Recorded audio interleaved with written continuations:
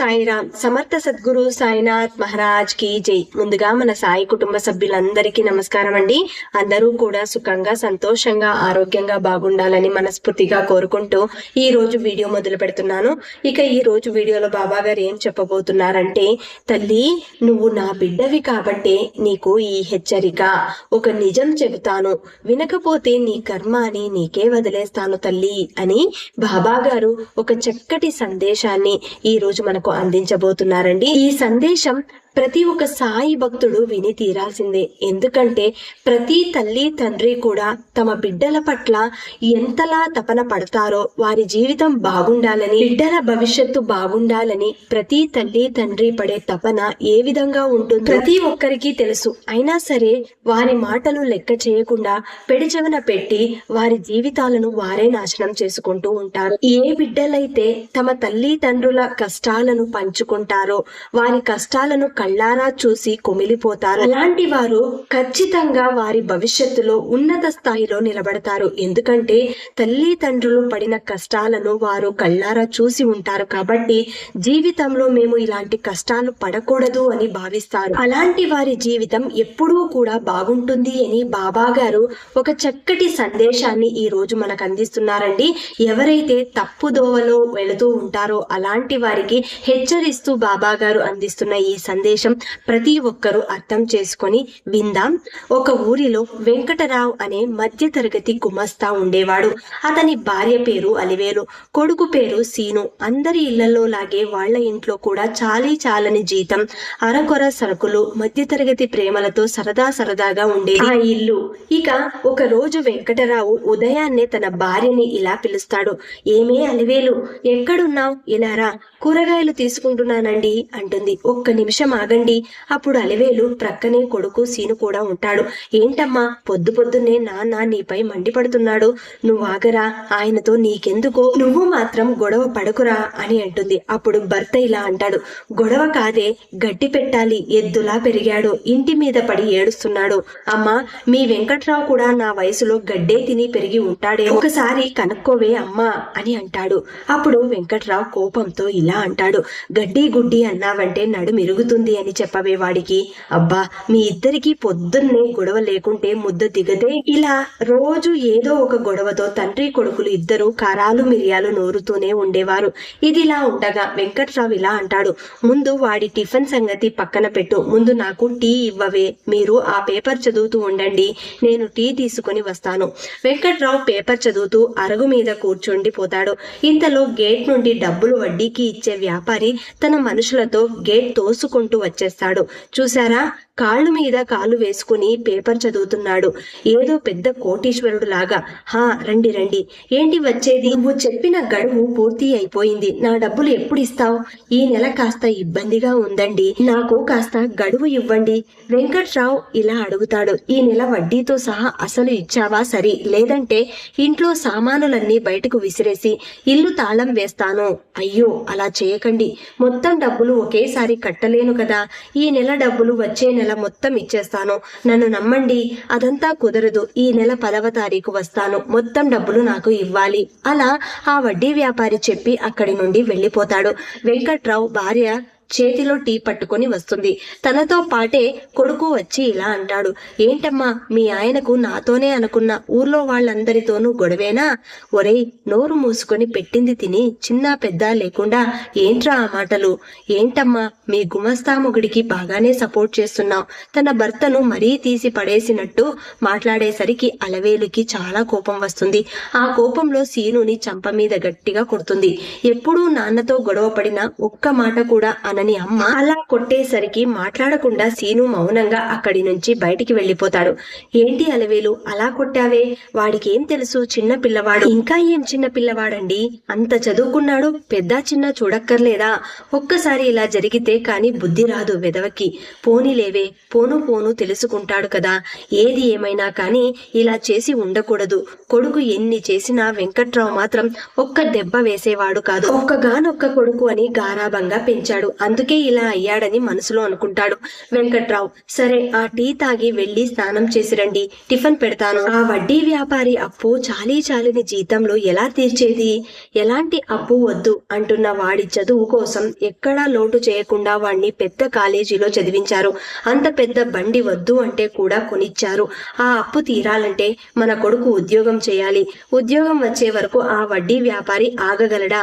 ఈ సమస్య నుండి బయటపడాలంటే మన వాడి బండి అమ్మేద్దాం, కనీసం సగం డబ్బైనా కట్టేద్దాం, అంతవరకు అతను ఆగగలడు.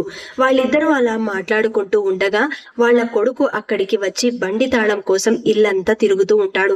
అప్పుడు వెంకట్రావు ఇలా అంటాడు, వద్దులేవే, వాడికి మనకంటే ఆ బండి మీద ప్రేమ ఎక్కువ. వాడికి తెలిస్తే బాధపడతాడు. నేనే ఏదో ఒకటి చేస్తానులే అని అంటాడు. అప్పుడు భార్య అలవేలు ఇలా అంటుంది, మీరైనా సరే ఏం చేస్తారండి? 10వ తారీఖున వాడు మళ్ళీ వస్తాడు, గొడవ చేస్తాడు. ఎక్కడి నుండి తీసుకురాగలరు? ఇప్పుడు వెంకట్రావు ఇలా అంటాడు, మా నాన్నగారిచ్చిన ఈ ఇల్లు ఉంది కదా, దీన్ని తాకట్టు పెట్టి వడ్డీలు కట్టేద్దాం. నాకు వేరే మార్గం కనిపించడం లేదు. అదేంటండి? ఈ ఇల్లు మీకు చాలా ఇష్టం కదా, మీ నాన్నగారి నుండి వారసత్వంగా వచ్చిన ఆస్తి ఇది. ఇలా మాట్లాడుకుంటూ ఉండగా అప్పటి వరకు ఇదంతా లోపల తన బండి తాళం కోసం వెతుకుతూ గోడచాటుగా నిలబడి వింటున్న సీను కళ్ళ వెంబడి నీళ్లు తిరుగుతాయి. అప్పుడు సీను మనసులో ఇలా అనుకుంటాడు, ఇదంతా తెలియకుండా నేను మా నాన్నగారితో రోజు గొడవ పడుతున్నానా? అసలు నాకెందుకు ఇదంతా అర్థం కాలేదు అని కన్నీళ్లు పెట్టుకుంటాడు. మరోవైపు భర్తను వారిస్తూ అలివేలు ఇలా అంటుంది, ఇల్లు తాకట్టు పెట్టడం నాకేమాత్రం ఇష్టం లేదండి. కావాలంటే మా పుట్టింటి నగలిస్తా, వాటిని వెళ్లి తాకట్టు పెట్టండి. ఎలాగో వాటిని నేను రోజు వేసుకోవడం లేదు కదా, అవి ఎలాగైనా పనికొస్తాయి అని సంతోషపడుతుంది. బ్యాంకులో లోన్ తీసుకుంటే వడ్డీ మనకు తక్కువ పడుతుంది అని భార్య సలహా ఇస్తూ ఉంటే వెంకట్రావుకు కళ్ళల్లో నీళ్లు వస్తాయి. ఇంత గొప్ప ఆలోచన శక్తి ఉన్న స్త్రీని చూడడం, అది నా భార్యగా దొరకడం నా అదృష్టం అనుకుంటాడు. ఏంటండి చిన్నపిల్లల అలా కన్నీళ్లు పెట్టుకోవడం? నీలాంటి భార్య దొరకడం నా అదృష్టం అలివేలు. ఏంటండి అలా మాట్లాడుతారు? ఈ రోజు నేను నా కొడుకు బాగున్నాము అంటే దానికి కారణం మీరే. ఈ జీవితం మీరు పెట్టిన భిక్ష అండి. అలా అనగానే వెంకట్రావుకి ప్రేమతో కూడిన కోపం వస్తుంది. వెంటనే భార్య అలవేలుతో ఇలా అంటాడు, నీకు ఎప్పుడో చెప్పాను ఆ విషయం మళ్ళీ మాట్లాడవద్దు అని. అనేసరికి అలివేలు ఏడుస్తూ ఉండిపోతుంది. అప్పుడు వెంకట్రావు ఆమెను ఓదారుస్తాడు. అది కాదే అలివేలు, వాడు లోపలే ఉన్నాడు, వాడికి తెలిస్తే ఎంత బాధపడతాడు. ఆ మాటలకు అలివేలు తనని తాను అదుపు చేసుకుని తన కన్నీళ్లు తుడుచుకుంటుంది. సరే పద, లోపలికి వెళ్లి టిఫిన్ రెడీ చెయ్యి, నేను స్నానం చేసి వస్తాను. అలా ఇద్దరు కన్నీళ్లు తుడుచుకుని లోపలికి వెళ్లిపోతారు. గోడ చాటున ఇదంతా వింటున్న సీను ఒక నిర్ణయానికి వచ్చి ఏమీ తెలియనట్టు అమ్మ దగ్గరకు వెళ్లి ఇలా అడుగుతాడు, అమ్మా, నా బండి తాళాలు కనబడటం లేదు, అక్కడే ఎక్కడో ఉంటాయి చూడ్రా, నేను టిఫిన్ రెడీ చేస్తున్నా, అమ్మ ఒకసారి ఇటు రాయే అని పిలుస్తాడు. అప్పుడు వాళ్ళమ్మ వస్తుంది. కన్నీళ్లను ఆపుకోలేక వాళ్ళ అమ్మను పట్టుకుని ఏడ్చేస్తాడు. అమ్మా, అసలు ఆ రోజు ఏం జరిగింది? నాన్న మన కోసమే ఏం చేశాడు?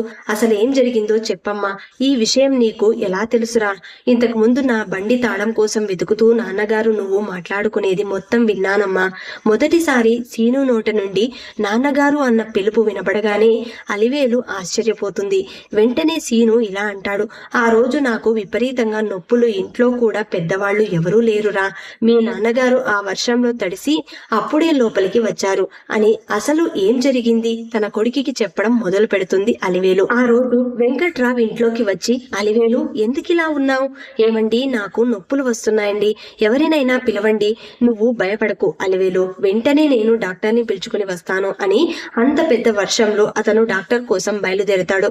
డాక్టర్ని వెంట పెట్టుకుని వస్తాడు. అయ్యా డాక్టరు, నా భార్య పురిటి నొప్పులతో ఇబ్బంది పడుతోంది, మీరే ఆమెకు సుఖప్రసవం చెయ్యండి అని వేడుకుంటాడు. చూస్తుంటే సుఖప్రసవం అయ్యేలా లేదు వెంకట్రావు. ఏదైనా పెద్ద ఆసుపత్రికి తీసుకెళ్లాల్సి ఉంటుంది, కాస్త త్వరగా తీసుకెళ్తే మంచిది. అయ్యో, అలా అంటే ఎలా డాక్టర్? నువ్వు ఆసుపత్రికి తీసుకుని వెళ్లే ప్రయత్నం చెయ్యి, నేను ఈలోపు కాస్త ధైర్యం చెప్తాను. వెంకట్రావు వెంటనే వెళ్లి ఆసుపత్రికి తీసుకెళ్లడానికి ఒక ఆటోని తీసుకొస్తాడు. అలా ఆటోలో అలివేలుని హాస్పిటల్ కి తీసుకెళ్తాడు.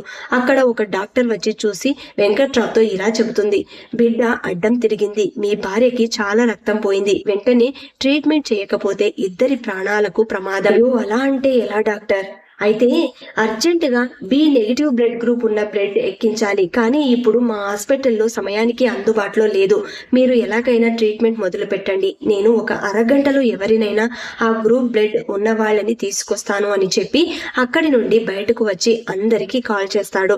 కానీ ఆ బ్లడ్ గ్రూప్ దొరకదు. అందులో ఈ మధ్య ఉద్యోగ విషయంలో గొడవ జరిగిన ఒక స్నేహితుడు బ్లడ్ గ్రూప్ అదేనని గుర్తుకొచ్చి అతనికి కాల్ చేస్తాడు. హలో ఆనందరావు, నేను రా వెంకట్రావుని. హా ఏంటి మరి, ఎందుకు కాల్ చేసావు? నా భార్య బిడ్డలు ఇద్దరు ప్రమాదంలో ఉన్నారా, వారికి బి నెగిటివ్ బ్లడ్ కావాలి, అప్పుడే వారు బ్రతుకుతారు. అయితే నేనేం చేయాలి? మొన్న అప్లికేషన్ లో చూసా, నీది అదే బ్లడ్ గ్రూప్ కదరా. అయితే ఏంటి, నువ్వే ఎలాగైనా సరే వెంటనే పెద్ద మనసు చేసుకుని నా భార్య బిడ్డలకు రక్తదానం చేయాలి.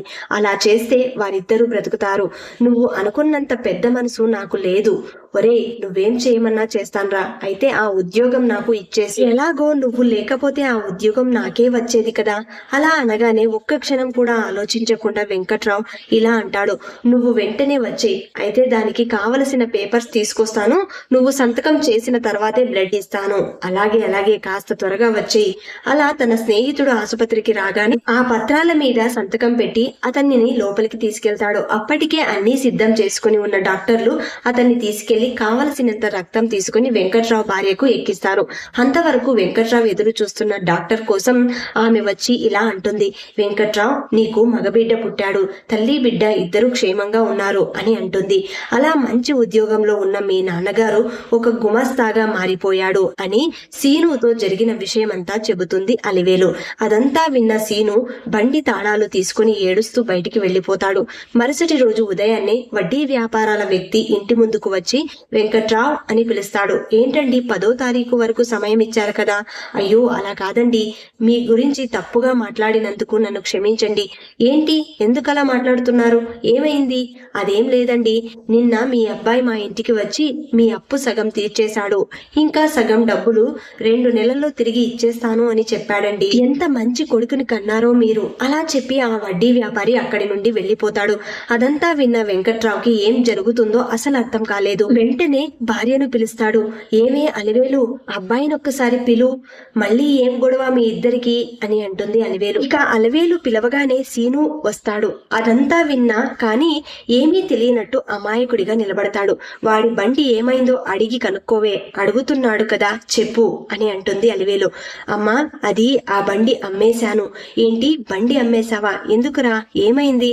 నీకు అంత అవసరం ఏమొచ్చింది? ఎందుకంటే అమ్మా, ఆ వడ్డీ వ్యాపారి చేసిన గొడవంతా నాకు తెలుసు. దానికోసం నాన్నేమో ఇల్లు తాకట్టు పెడతాను అన్నాడు, నువ్వేమో ఏకంగా నగలు తాకట్టు పెట్టాలి అనుకున్నావు. మీకు ఇష్టమైనవి మీరు నా కోసం తాకట్టు పెట్టడానికి కూడా సిద్ధమయ్యారు. అందుకే ఆ బండిని అమ్మేసి ఆ వడ్డీ వ్యాపారికి సగం డబ్బులు కట్టాను. మీరంటే నాకు ప్రాణమమ్మా. అలా కొడుకు మాటలు వినగాని అలివేలు వెంకట్రావు ఒక్కసారిగా ఒకరికొకరు ముఖాలు చూసుకుంటూ నిశ్శబ్దంగా ఉండిపోతారు. అమ్మా, చిన్నప్పుడు నన్ను భుజాల ఎక్కించుకొని తిప్పాడు నాన్న. నేను పెద్దయ్యాక కూడా అక్కడే కూర్చుంటే ఎలా? అలాంటి నాన్నని మాట్లాడితే ఎలా ఊరుకుంటాను? అందుకే అమ్మేశాను. ఆ బండి పోతే ఇంకొకటి కొనుక్కోవచ్చు, కానీ ఆ రోజు నాన్న నేను పోతే ఇంకొకరు పుడతారు అనుకోలేదు కదమ్మా. ఆ మాటలు వినగానే వెంకట్రావు వెంటనే కొడుకును గట్టిగా కౌగిలించుకుంటాడు. వెంకట్రావుని కూడా సీను గట్టిగా పట్టుకుంటాడు. అది చూసి ఎప్పుడూ కొట్టుకొని గొడవ పడే తండ్రి కొడుకుల్ని అలా చూసి ఆనందంతో మురిసిపోతుంది అలివేలు. దీన్ని బట్టి బాబాగారు ఏం చెప్పబోతున్నారో ఇప్పటికే ప్రతి ఒక్కరికి ఈ సందేశం అర్థమైంది అనుకుంటాను. తల్లి తండ్రులు ఎంత కష్టాన్ని అనుభవిస్తున్నా కూడా ఆ కష్టాన్ని ఎప్పుడైతే బిడ్డలు అర్థం చేసుకుని పంచుకోగలుగుతారో ఆ సమయంలో తల్లి తండ్రులు మాకంటే గొప్పోళ్ళు ఈ ప్రపంచంలో ఉండరు, మాకంటే ఆనందంగా ఇంకెవరుంటారు అన్న గర్వంతో బ్రతుకుతారు. అప్పుడు వాళ్ళ జీవితంలో సంతోషాలు తప్ప ఇంకేమీ ఉండవు.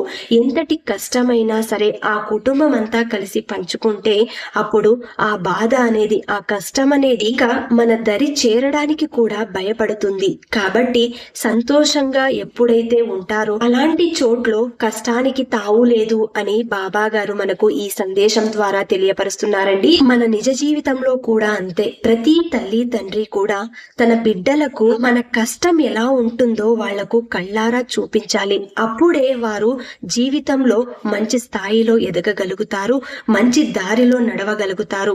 ఎప్పుడైతే మనం కష్టాన్ని దాచిపెట్టి వారు మాత్రమే బాగుండాలి, మనం ఎప్పుడైతే ఎల్లకాలం ఆ కష్టాన్ని అనుభవిస్తూ ఉంటామో అది ఆ బిడ్డలకి ఎన్నటికీ అర్థం కాదు. మీరు తెలియపరిస్తేనే వారి భవిష్యత్తు బాగుంటుంది అని బాబా గారు ఈ సందేశాన్ని అందించారండి. ఈ సందేశం నచ్చిన వాళ్ళందరూ శ్రద్ధ సబూరి అని కమెంట్ చేయండి. అలాగే ఈ వీడియోని అందరికీ అందేలాగా షేర్ చేయండి, లైక్ చేయండి. ఇంకా ఎవరైనా కొత్తగా మన ఛానల్ ని చూస్తున్న వాళ్ళు ఉన్నట్లయితే దయచేసి సబ్స్క్రైబ్ చేసుకుని సపోర్ట్ చేయండి ఫ్రెండ్స్. మళ్ళీ రేపటి వీడియోలో కలుసుకుందాం. అంతవరకు సెలవు. సర్వే జన సుఖినో భవంతు. సర్వం శ్రీ సాయినాథార్పణమస్తు.